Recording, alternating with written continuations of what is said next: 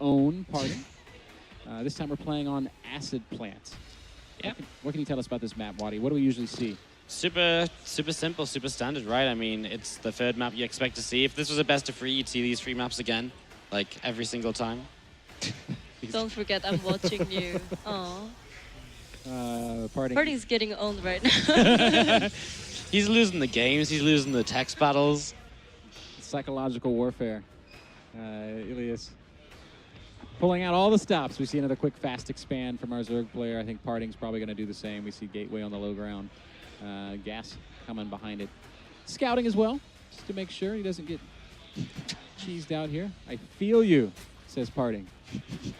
Stephano's certainly going to say something fun to that. No, he's too focused on his... Oh.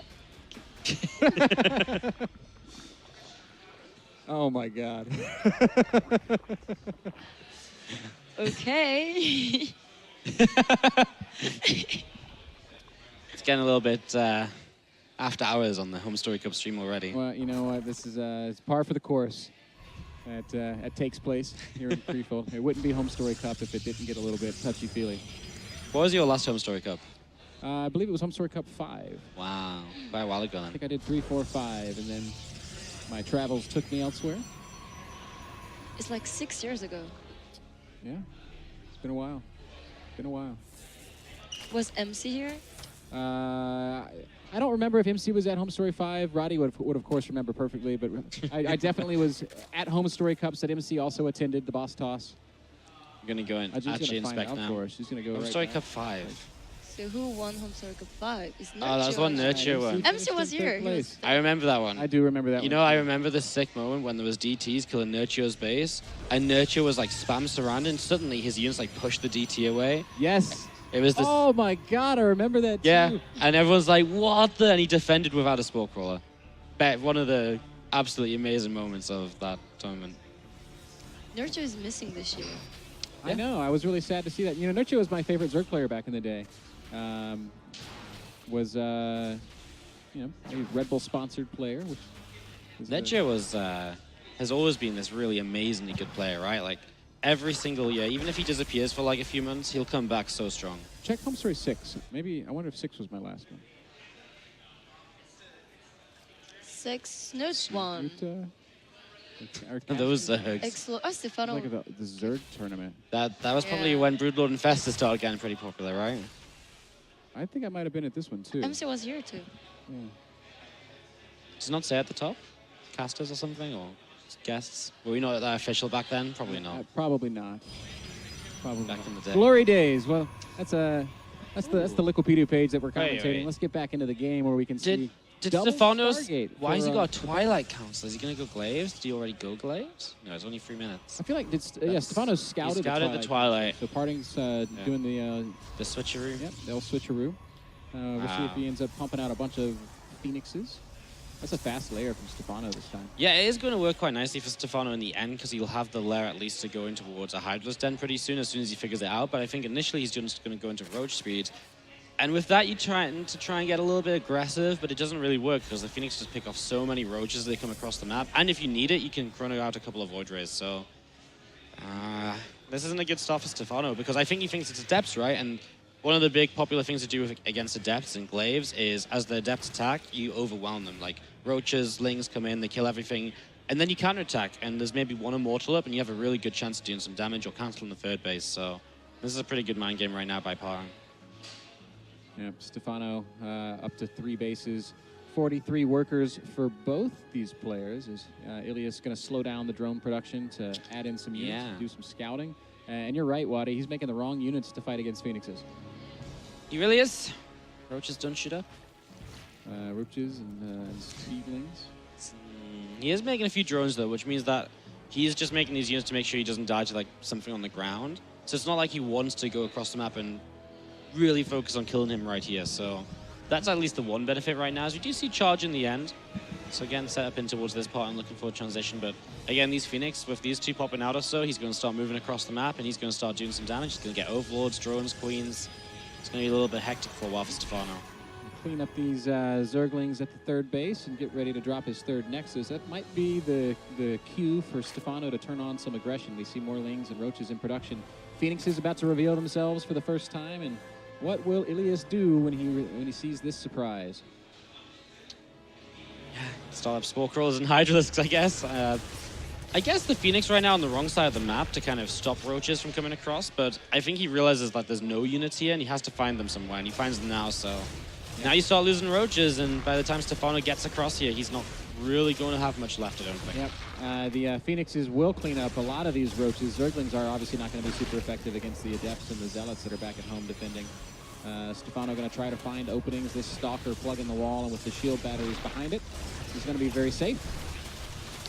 So, yeah, he's fine here. For a moment, I thought there was maybe a little bit too much for Stephano, but with the Zealots then in that position with a shield battery in the back as well, keeping a few alive a little bit longer, the Lings just don't quite really cut it. And again, the Phoenix clean up. There's maybe a couple Lings left, but by the time there's another warp in, no chance at all. And, well, good for PartinG, because Stephano did cut drones for a while here. Yeah, a good defense from PartinG. I got to say, though, I think Stephano really made the most of the situation he was in, right? He had nothing to... But why did Stephano kept going? Because he saw the Phoenixes and he had nothing to take. Because he doesn't have anything at home. Like, Yeah, if you start turning back, you lose Queens, you lose drones. It probably, like, it's silly, but, like, you don't really need the Roachling now anyways, so... It's like a sacrifice. Yeah, kind of. It's... You kind of force it away. It's a tough scenario, like... Yep. By time, drone up. We see Ilias at 64 drones now, so he's got a nice, healthy economy. Did no damage, and that sucks, no doubt about it. Look, he's at 6 army supplies, so PartinG can pretty much just walk across the map and win, in theory. But Stephano's economy is now very strong, and he is in a position to begin... And he has some spore from Yep, this. exactly. He's got spores to defend. Although this is so many Phoenixes, PartinG can still do a ton of damage, and there's actually no question that this hurts. Yeah. I mean, this is what happens when you don't have the Hydras up. Hydra Den isn't even finished still, so... Oh, man, this is brutal. Killing pretty much every Overlord, so Stephano's going to be supply blocked for a while. 6 Overlords in production. Here comes the Warp Prism from PartinG, signaling the beginning of the real aggression. And there's a pretty big, I think, window here that PartinG could hit to do a lot of serious damage maybe in this game. Yeah, I just don't know what you do as Stephano right now. Even by the time you start getting Hydras up, there's just so many Phoenix. He's in trouble. I mean, obviously PartinG doesn't want to fight just yet. He's getting his extra gateway still, but he's not far off. He already has charge, so with a couple of Archons and charge slots... Stephano can't really do anything, but PartinG's just going to lean in and make sure that no more Overlords can really pop out. 5 Hydras, not enough to deal with these number of Phoenixes, so really tough spot for our French Zerg. As PartinG showing us that he can definitely hang. All of this just because he changed things up. Let's check out resources lost. I kind of want to see what it's looking like right It's now. going to be disgusting. This was taking Overlord. Yeah?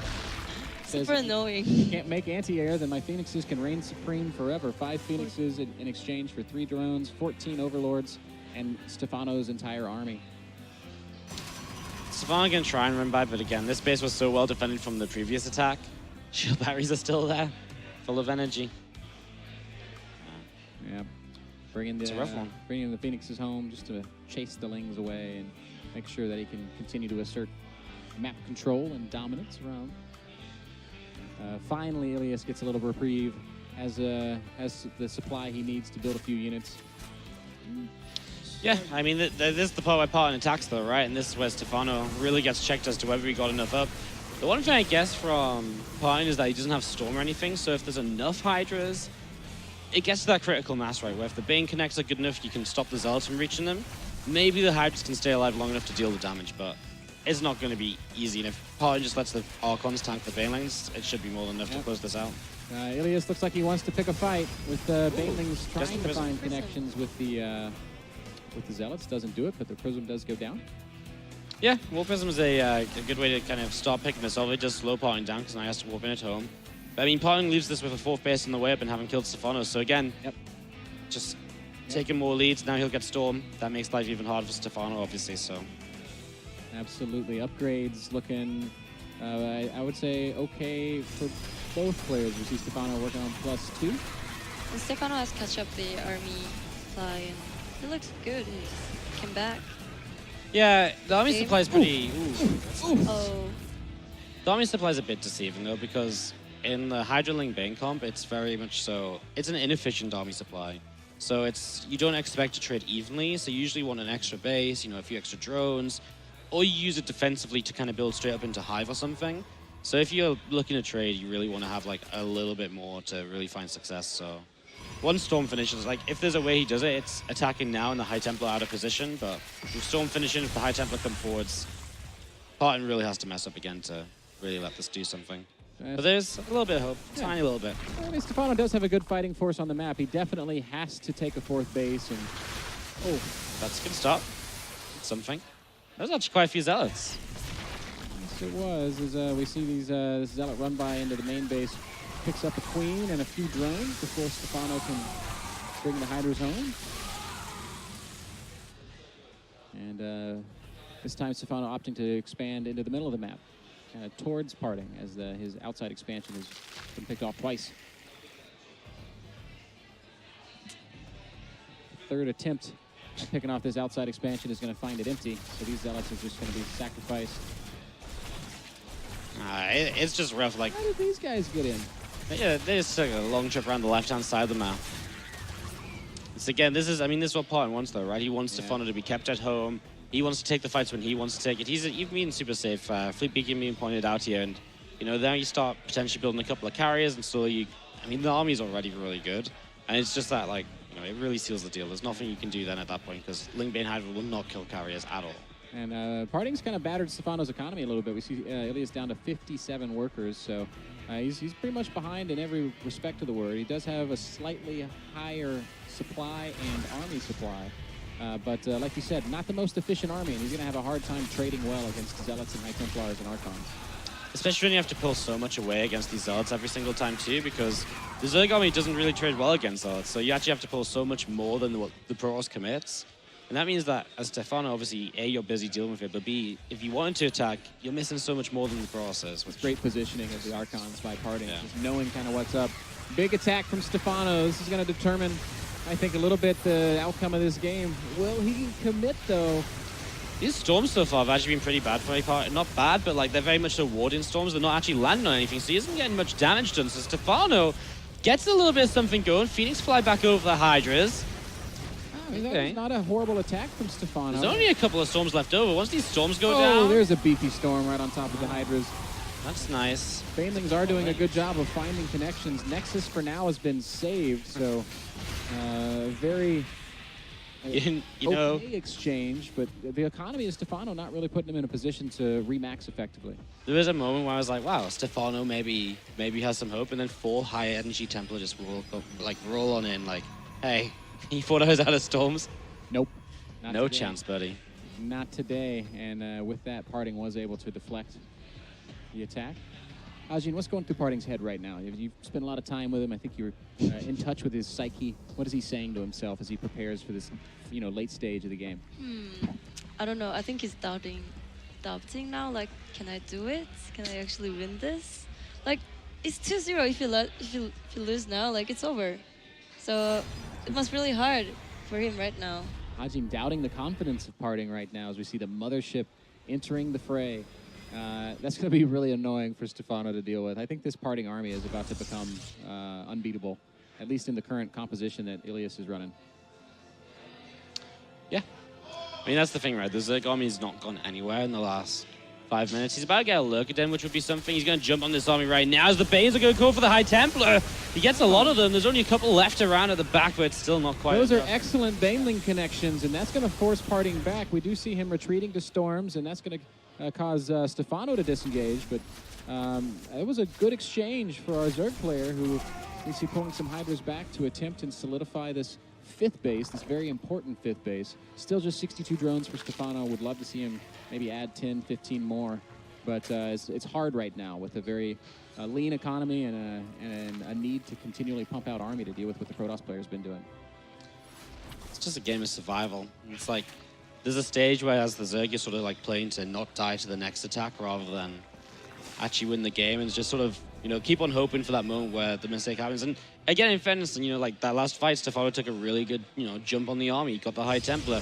It's moves like that that keep him in the game at the moment, even though he really has been in such a rough position for a while. Maybe the Lurkers right now can do something for him as well. It's still not going to be amazing, but again, he's keeping his hopes alive. But as carriers come out, it gets really tough as well. Is PartinG doing the right thing going up to carriers, or should he be trying to... I think so, because it gets to a point where if you try and kill the Zerg too much, you can just start to, you know, get whittled away and suddenly you don't have as much as you once had. I think carriers are fine because at this stage, if Stephano can't kill PartinG, carriers win the game. What are these Lurkers supposed to do? Are they effective against the Archons? Yeah, they work pretty well. I think this many of them is actually kind of scary to fight against, so it's actually a lot of Lurkers from Stephano. He's going to force the issue. Here they come, right into the 5th base of PartinG, burrowing right on top of that Nexus. What is PartinG doing? He's trying to decide how he wants to defend this. He's going to bring down this army. I don't see an observer with it, though. You know, PartinG might not have enough Immortals to fight this. Oh, you cheeky boy. Picks off the observer. A single Hydralisk hero. Well played, Stephano. This is really nice, actually, picking off the observer, because there's no Oracle on the map right now, either, for the Revelation. So he really does need more observers. This is insane. Stephano suddenly has a fighting force that I don't know that PartinG has any way to deal with. Yeah. I think PartinG actually really neglected Immortal production because as the game goes by, Immortals against Lingbane Hydra kind of fall off a lot. And especially if you go up to carriers, you oftentimes like kill your own Immortals to make a supply space. But now against Lurkers, not having Immortals means you don't have that extra anti-armor damage. So it actually makes pushing through the Immortal count, the Lurker count kind of difficult. So again, like Stephano's making some interesting moves and keeping himself in it, but the carriers are still coming in, and there's still not really a proper answer to carriers. A lot of Zealots trying to shut down this expansion. Stephano doesn't look like he wants to let it happen as he brings the entire army back to do the cleanup job. Spire going down, +3 attack coming for our Zerg player. We've got +3 already done for Protoss. Not much in the way of armor upgrades or shield upgrades, though.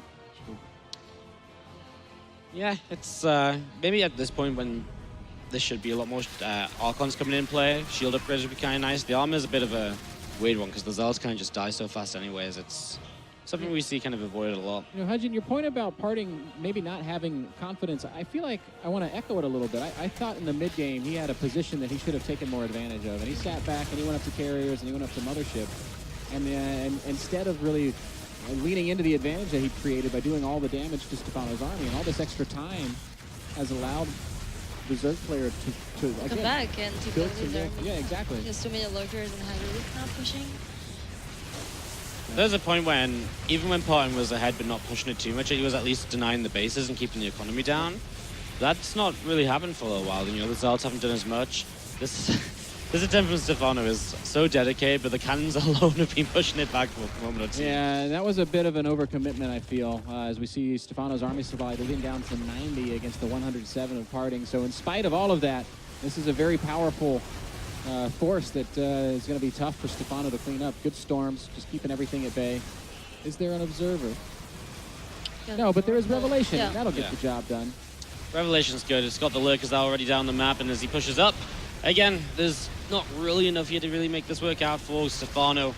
It's been a little bit of a long time coming. Honestly, Stephano played this out great. And I think if he didn't fall so far behind early, I think you could just say Stephano was the better player this game a lot of the time. A lot of the last 10 minutes or so, I think, has been Stephano being very impressive compared to PartinG. Just, again, you're that far behind, and the Protoss still made the right moves to keep the lead and to get into this position now where he will win. But I think it's very encouraging for Stephano going into Game 4, because this time, he is going to double scout. He's going to check again. You know, he's not going to be fooled just by his first scout that saw Twilight Console. Stephano just committing everything with the A move, sitting under the storms, and the GG comes out as PartinG is on the board.